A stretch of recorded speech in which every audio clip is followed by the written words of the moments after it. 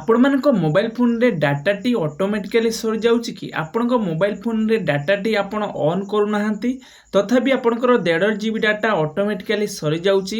ତ ଏମିତି ପ୍ରୋବ୍ଲେମ୍ ଯେଉଁମାନେ କି ଫେସ୍ କରୁଛନ୍ତି, ତ ଏଇ ଭିଡ଼ିଓ ସେମାନଙ୍କ ପାଇଁ। ଏବେଠୁ ସେମାନଙ୍କର ଆଉ 1.5 GB ଡାଟା ଜମା ବି ସରିବ ନାହିଁ। ଯେତେ ଦିନ ଯାକ ମୋବାଇଲଟିକୁ ୟୁଜ୍ କରନ୍ତୁ, ଡାଟାଟିକୁ ଅନ୍ କରନ୍ତୁ, ଜମା ବି ଆପଣଙ୍କର ମୋବାଇଲ ଫୋନରେ ଡାଟା ସରିବ ନାହିଁ। କିଛି ଜଣ ଭାବୁଥିବେ ମୋ ମୋବାଇଲ ଫୋନରେ ମୁଁ ଡାଟା ଅନ୍ କରିନାହିଁ ଦିନ ଯାକ, କେମିତି ମୋ ଡାଟାଟି ସରିଲା? ତ এই ভিডিও মাধ্যমে পুরো ডিটেলসরে কহিবি। তো জমা भी ভিডিও স্কিপ করবে না। চ্যানেলে প্রথম করে আসলে চ্যানেলটিকে সাবস্ক্রাইব করিবে, পাখে থাকা বেল আইকনটি ক্লিক করা পাই জমা भी ভুলিবে না। নেট অফ রইলে কোনসি भी ডাটা সরে ନାହିଁ। ଆପଣ ଯେତେବେଳେ ବି ଡାଟାଟି ବା ନେଟ୍ଟି ଅନ୍ କରୁଛନ୍ତି ସେତେବେଳେ ହିଁ ଆପଣଙ୍କର ଡାଟାଟି ସରିଯାଉଛି, ଆପଣ ଜାଣିପାରୁନାହାନ୍ତି। ତା ପାଇଁ ମୋବାଇଲରେ କିଛି ସେଟିଂ ରହୁଛି, ଆପଣଙ୍କୁ ସେଇ ସେଟିଂ ବିଷୟରେ ମୁଁ ଜଣାଇ ଦେବା ପାଇଁ ଚାହେଁ। ସେଇ ସେଟିଂଟି ଆପଣ କରି ରଖନ୍ତୁ।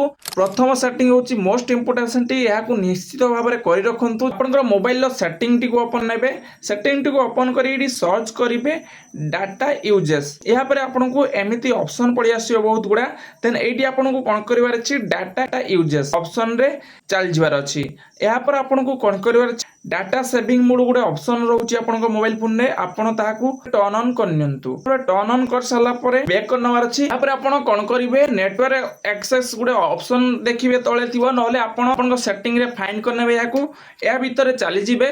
এইটি আপনার সবু আপ্লিকেসন শো করব আপনার মোবাইল ফোনে। যে আপ্লিকেসন আপনার ডাটাটি ইউজ করতে না, গোটে গোটে আপ্লিকেসন ক্লিক করবার আছে এবং ডিজেবল নেটওয়ার্ক অ্যাক্সেস সিলেক্ট করে রখিদেবার আছে। এই ভাবে যে আপ্লিকেসন নেটওয়ার্ক আপনার ইউজ করতে না বা ডাটা ইউজ করতে না, এমনি সবু আপ্লিকেসন করনেবে।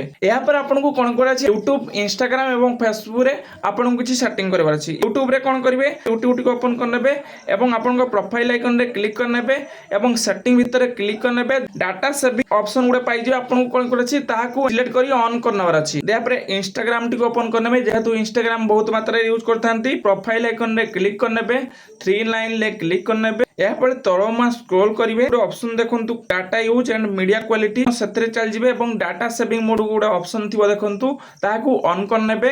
দেন তাহাকু অন কলা পরে ইনস্টাগ্রাম টি দেখিলে আপনার ডাটা জমা সরিব না। পরে আপনার ফেসবুক রে সেটিং করিবার আছে, ফেসবুক টি ওপন করনেবে, প্রোফাইল আইকনে ক্লিক করনেবে এবং 3 লাইনে ক্লিক করনেবে এবং এইটি আপনার সেটিং এন্ড প্রাইভেসি দেখুথিবে, আপনার সেতরে ক্লিক করনেবার আছে। মিডিয়ার অপশন শো করিব, আপনার সেতরে ক্লিক করনেবে। মিডিয়ার অপশন রে ক্লিক কলা পরে ডাটা সেভর অপশন গুড়ে পাইଯିବେ। অপটিমাইজ রে সিলেক্ট ହେଇଥିବ, ଆପଣ ଦେଖିପାରୁଥିବେ। ଆପଣଙ୍କୁ କ'ଣ କରିବାର ଅଛି, ডাটা সেভিং রে সিলেক্ট କରି ରଖିଦେବାର ଅଛି ଏବଂ ଅଟୋ ପ୍ଲେ ଇନ୍ ଫିଡ୍ସ ଗୋଟେ ତଳେ ଅପସନ୍ ଶୋ କରିବ, ଆପଣ ତାହାକୁ ନେଭରରେ କ୍ଲିକ୍ କରି ରଖିଦେବେ। ଏହାପରେ ଆପଣଙ୍କର ଦିନ ଯାକ ଡାଟାଟିକୁ ଅନ୍ କରି ରଖିଲା ପରେ ବି ଆପଣଙ୍କର ମୋବାଇଲରେ ଜମା ଡାଟା ସରିବ ନାହିଁ। ଦେନ୍ ଆପଣଙ୍କର ଯଦି ବି ମୋବାଇଲରେ କିଛି ଏମିତି ପ୍ରୋବ୍ଲେମ୍ ରହୁଛି, ଆମକୁ କମେଣ୍ଟ ମାଧ୍ୟମରେ ଜଣାନ୍ତୁ, ଭଲ ଭାବରେ କମେଣ୍ଟ କରନ୍ତୁ ଏବଂ ଫଲୋ କରି କମେଣ୍ଟ କରନ୍ତୁ, ଯାହାଫଳରେ ଆପଣଙ୍କ ପାଇଁ ଭିଡ଼ିଓ ଆମେ ନିଶ୍ଚିତ ଭାବରେ ଆଣିବୁ। ଆଶା କରିବି ଆପଣଙ୍କୁ ଭିଡ଼ିଓଟି ଇନଫର୍ମେଟିଭ ଲାଗିଥିବ। ଭିଡ଼ିଓଟିକୁ ଲାଇକ୍ କରିବେ ଏବଂ ଚ୍ୟାନେଲକୁ ସବସ୍କ୍ରାଇବ୍ ଏବଂ ଫଲୋ କରିବେ।